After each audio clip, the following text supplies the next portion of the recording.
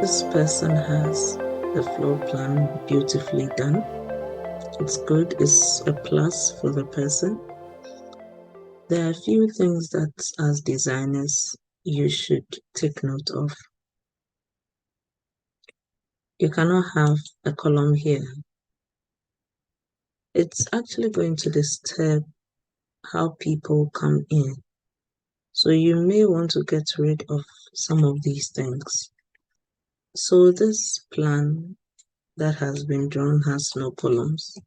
You should have columns at specific places.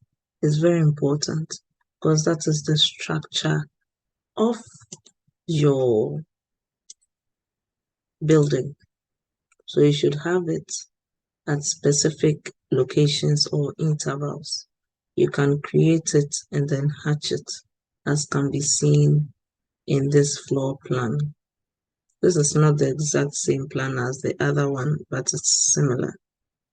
So you have columns located at specific places.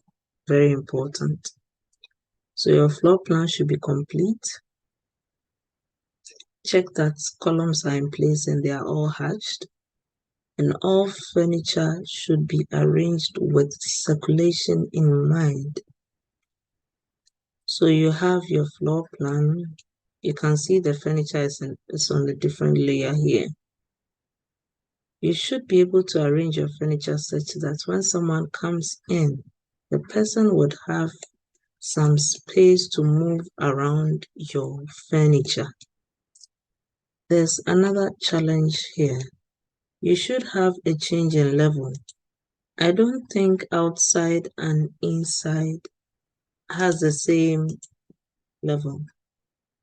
When you place a line here, it actually indicates a change in level from outside to inside. And similarly, this is actually telling us that you have no change in level from the living room to the porch. That's fine if that is exactly how the designer is looking at the plan. But here, this shows there's a change in level, and that also shows it. You have your windows, all furniture, all doors located. Front door, ideally, double doors, fine. This person chose to do a sliding door. That's fine, it works perfectly well. So let's move on. You have your plan here, your section lines. You are doing a longitudinal section, you should have it. So after you have your plan, please name your spaces as you have seen here.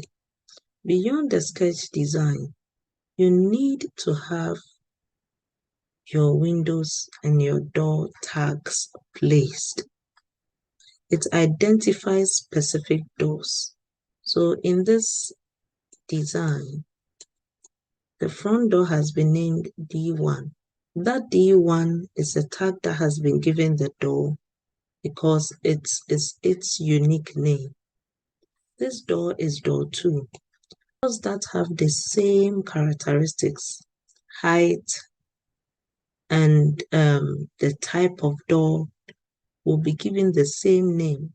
For example, this front door is going to be, let's say, a heavy-duty metal security door. That is going to be different from this timber door to the bedroom, which is called door 2. That same timber door will be used for this bedroom. That's why it's also called door 2. That same door will be used for this other bedroom and has the same name. And that same type of door will be used for the kitchen as well. So you get your shape and you include a text and name it. You name your windows as well. The first window is called window 1. It would have the same character as this one at the living area. This window and this other window will have the same height. It will have the same length. So we can measure it and see That's 1006. And this side is also 1006. They would have the same name. So window 1, window 1. We have window 2 here.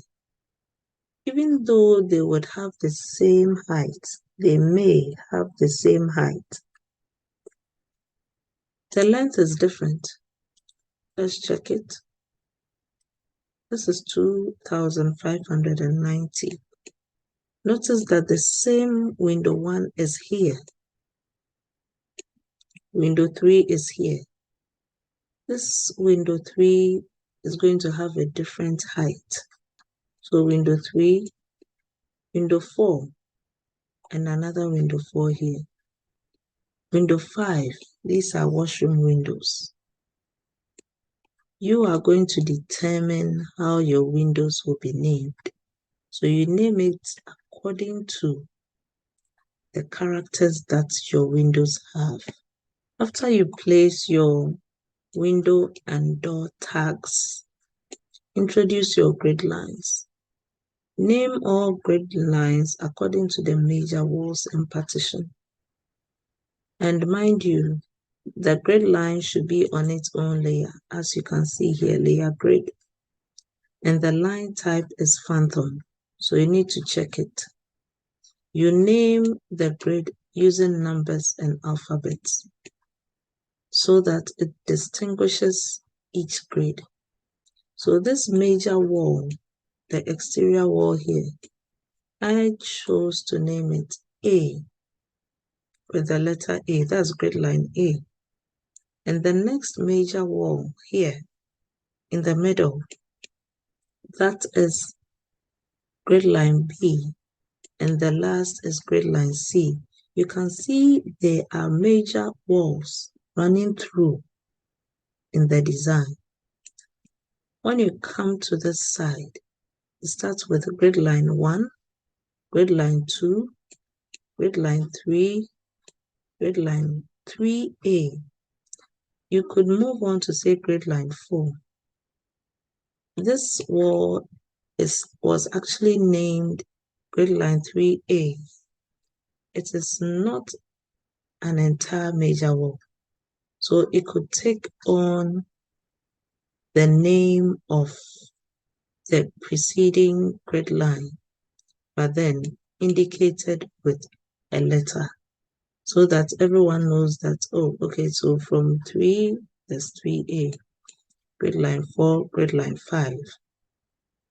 When you are done with this, you should dimension internal spaces. You could start along the wall. For instance, here there's the 4.4001. The wall is 150. There's 1006. Another 150. There's 3000. 150. 1006.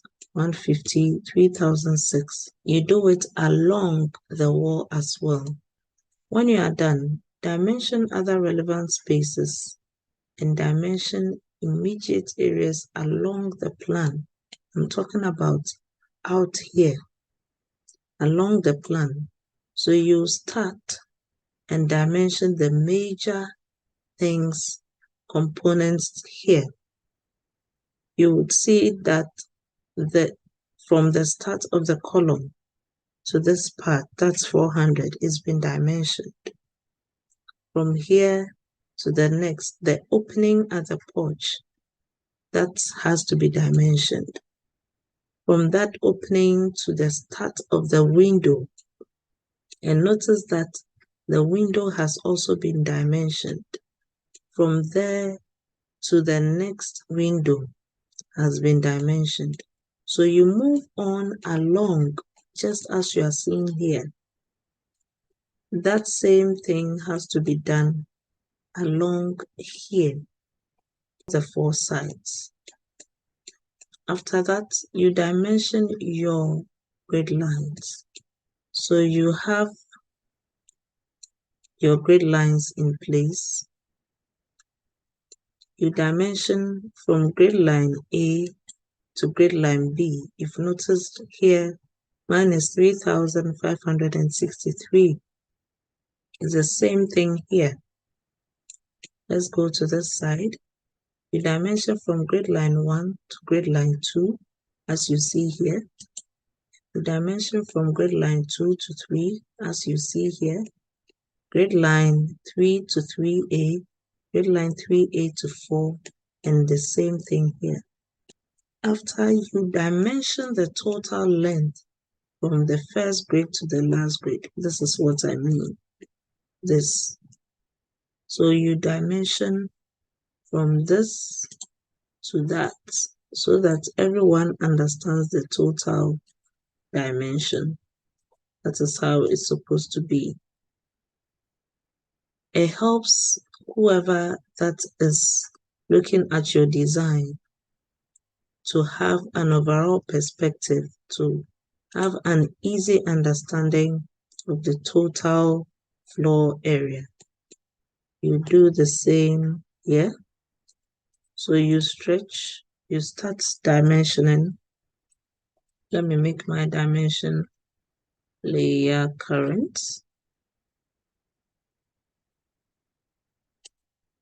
Dimension. Let's go to dimension. Again, you start from here all the way to the last grid and you get it done. When you are done with it, you dimension the total length of the entire plan. You remember we did from grid line to grid line. Now we are taking it from the end of this plan to the end of the wall. See the difference? The total for the grid lines is 7125. And from one end of the plan to the other is 7275. We pick the same dimension tool. We start from the end of this wall all the way to the other end.